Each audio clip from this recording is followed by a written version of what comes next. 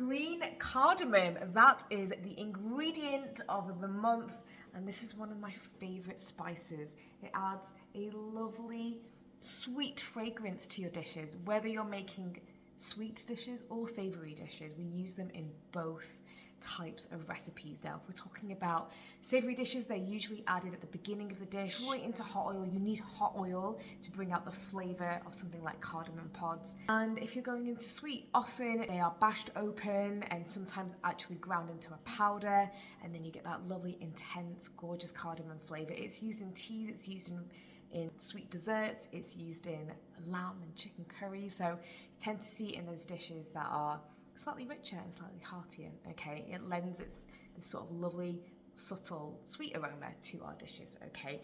Now, how best to shop for green cardamom? Always check the back of the packet, have a look at the date, and always reach for the packet furthest away from you, maybe at the bottom. That's where they put in, you know, the pack that has the date that is the furthest away. Now, they are never going to go off, okay, but they will begin to fade and lose their intensity, their potency. So best used within 6 to 12 months, though, say for example, you've had cardamom in your cupboard for the last 2-3 years. Get them open, give them a bash in pestle and mortar, smell them, you know, you can still use them, they're just not going to be as intense. So maybe you could use them to flavor your water when you're boiling your rice, instead of maybe in your curries when you're trying to get a really intense flavor. If you do cook with cardamom pods and savory dishes, you might not love the idea of biting into a cardamom pod.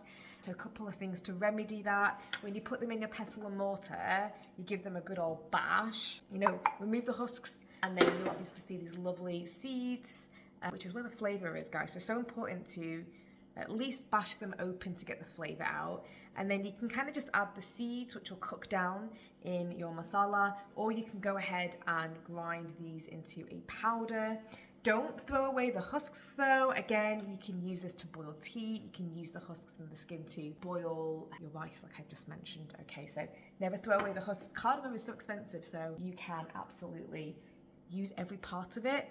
Something that I also like to do as well, sometimes you can buy actual green cardamom seeds in Asian supermarkets, or you could actually dehusk these pods and obviously get out all the seeds, and then you can grind it into this gorgeous, intense cardamom powder. I don't like buying cardamom powder in the shops. You can get it.